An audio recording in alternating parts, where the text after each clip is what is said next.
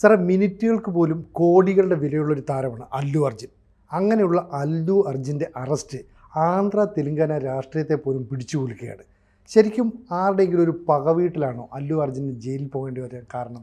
തീർച്ചയായിട്ടും ആ സംഭവത്തിൻ്റെ പശ്ചാത്തലം പരിശോധിക്കുമ്പോൾ റേവന്ത് റെഡ്ഡി ഗവൺമെൻറ് വൈരനിര്യാതന ബുദ്ധിയോടെ അല്ലു അർജുനോട് പ്രവർത്തിച്ചു എന്ന് നമുക്ക് പറയേണ്ടി വരും. അത്തരമൊരു സാഹചര്യമായിരുന്നു ഈ അറസ്റ്റിലേക്ക് നയിച്ചത്. എന്നത് വെച്ചാൽ അദ്ദേഹത്തിൻ്റെ പുഷ്പ 2 എന്ന സിനിമ റിലീസ് ചെയ്തു. അതിന് ഭയങ്കരമായ സ്വീകരണം കിട്ടിക്കൊണ്ടിരിക്കുകയായിരുന്നു പ്രേക്ഷകരിൽ നിന്നും. അതിൻ്റെ ഒരു പ്രീ ഷോയിൽ മറ്റ് സിനിമാ സഹപ്രവർത്തകർക്കൊപ്പം അല്ലു അർജുൻ കാണാൻ പോയ തിയേറ്ററിൽ, ഹൈദരാബാദിലെ ഒരു തിയേറ്ററിൽ ഭയങ്കര ആൾക്കൂട്ടവും ഉന്തും തള്ളുമൊക്കെ ഉണ്ടായി. അതിലൊരു ലേഡി മരിച്ചു. സ്റ്റാമ്പേഡിലൊരു ലേഡി മരിച്ചു. ഒരു 32 വയസ്സുള്ള ഒരു സ്ത്രീയാണ് മരിച്ചത്. അവർ മരിച്ചതിൻ്റെ പ്രേരണ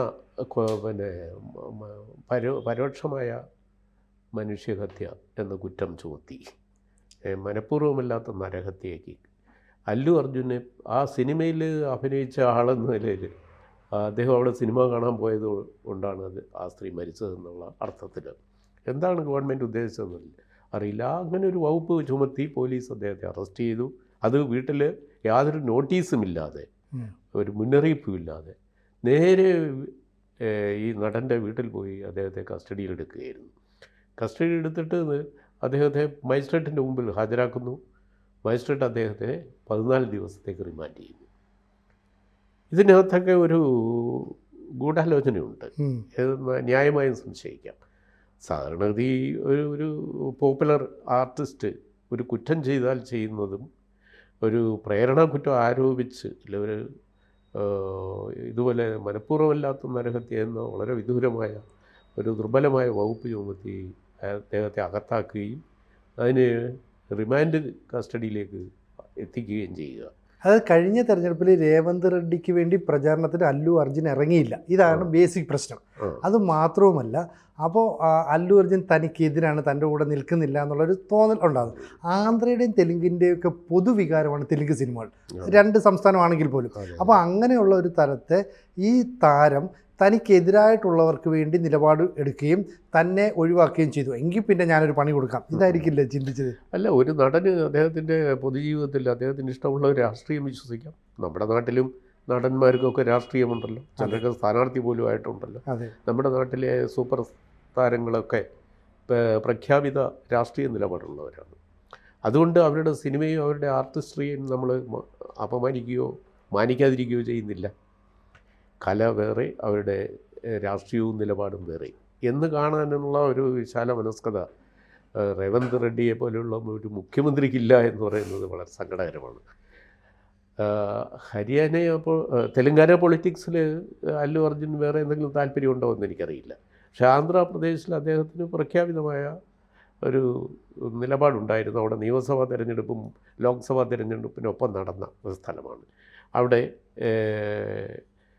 പിന്നെ ഒരു ഗവൺമെൻറ് വരാനാണ് അദ്ദേഹത്തിൻ്റെ നിലപാട് ഒരുപക്ഷെ സഹായിച്ചിരിക്കാം.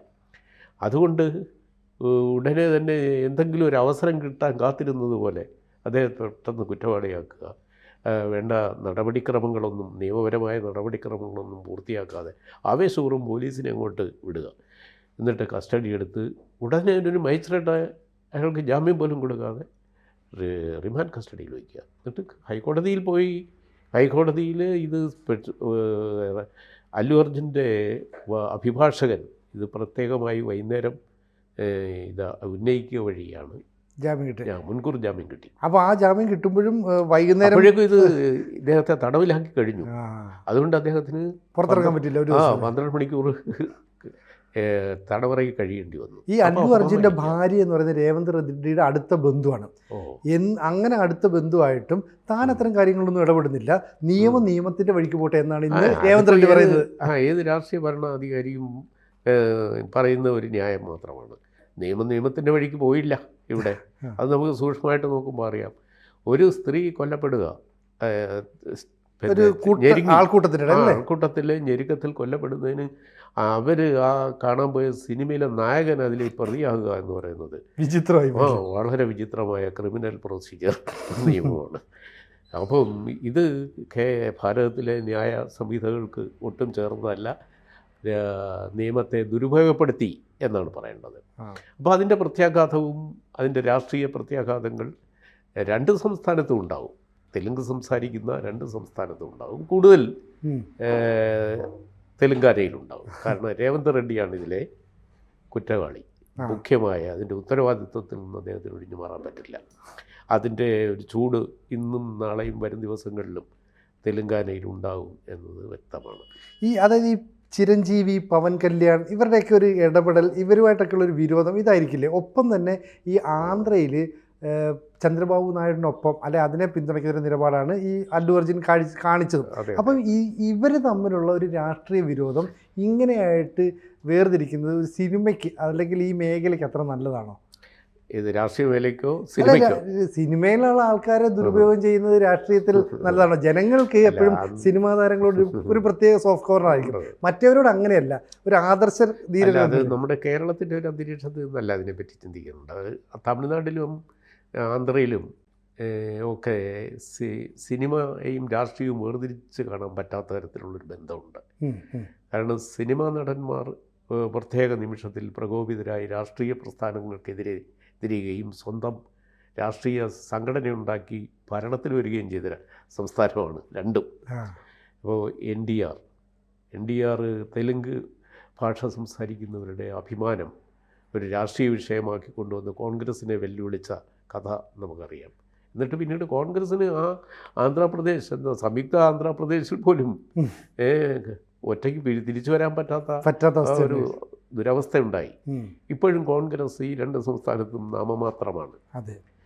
രേവന്ത് റെഡ്ഡിയുടെ നേതൃത്വത്തിൽ കോൺഗ്രസ് ഗവൺമെൻറ് അവിടെ ഉണ്ടെങ്കിലും കോൺഗ്രസിൻ്റെ അവിടുത്തെ ശക്തി എന്താണ് എന്നു അത് അവിടെ തൊട്ടു മുമ്പ് ഭരിച്ചിരുന്ന ചന്ദ്രശേഖർ റാവു ഗവൺമെൻറ്റിൻ്റെ ചില കുഴപ്പങ്ങൾ കൊണ്ടാണ് അദ്ദേഹത്തിന് കഷ്ടിച്ചൊരു ഭരണം ഇപ്പോൾ കോൺഗ്രസ്സിന് കിട്ടിയത്. അതിനെ ഒരവസരമായി കണ്ട് ജനപ്രിയമായി ഭരിക്കാൻ ശ്രമിക്കുന്നതിന് പകരം ജനപ്രിയ താരങ്ങൾക്കും സിനിമാക്കാർക്കും എതിരെ തിരിയുന്നത് അദ്ദേഹത്തിൻ്റെ രാഷ്ട്രീയ ഭാവിക്ക് നല്ലതായിരിക്കില്ല. കോൺഗ്രസ് നേതൃത്വം അദ്ദേഹത്തെ അത് സ്നേഹബുദ്ധിയെ ഉപദേശിക്കുകയും ഇത്തരം വിഷയങ്ങളെടുത്ത് പ്രതികാര നടപടിക്ക് തിരിഞ്ഞാൽ ജനങ്ങളിൽ നിന്ന് അകന്നു പോകും എന്ന് മനസ്സിലാക്കുകയും വേണം. അതായത് ഈ അല്ലു അർജുനെ അറസ്റ്റ് ചെയ്യാൻ ചെല്ലുമ്പോൾ അച്ഛനും അമ്മയും കൂടെ ഒക്കെ പറയുന്നുണ്ട്, ഞങ്ങൾക്ക് കുറച്ച് സമയം താ, ഞങ്ങളത് വരാമെന്നൊക്കെ പറയുന്നുണ്ട്. അതും പറ്റില്ല.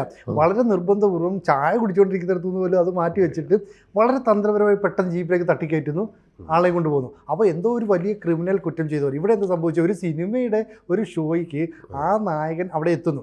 ആ നായകൻ എത്തുമ്പോൾ സ്വാഭാവികമായും ജനക്കൂട്ടം തടിച്ചുകൂടും, പ്രശ്നങ്ങളുണ്ടാകും. ഈ സമയത്ത് പോലീസ് അവിടെ ലാത്തി വീശി.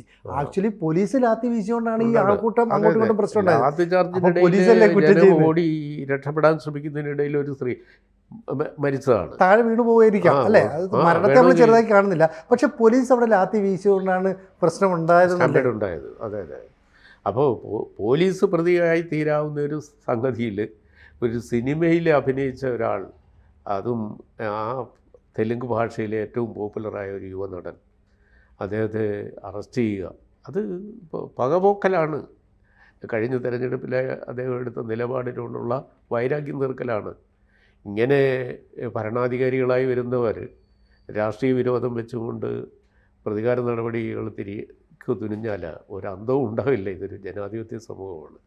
രേവന്ത് റെഡ്ഡി പുനർവിചിന്തനം ചെയ്യണം. അദ്ദേഹം ചെയ്യുന്നത് തീക്കൊള്ളി കൊണ്ട് തലചൊറിയുന്നതിന് തുല്യമാണ്. അത് ശരിയല്ല. അല്ലു അർജുൻ്റെ കൂടെയാണ് ഇപ്പോൾ രണ്ട് സംസ്ഥാനത്തെ ജനങ്ങൾ മുഴുവൻ. അത് അദ്ദേഹം തിരിച്ചറിയുന്നതല്ലാണ്.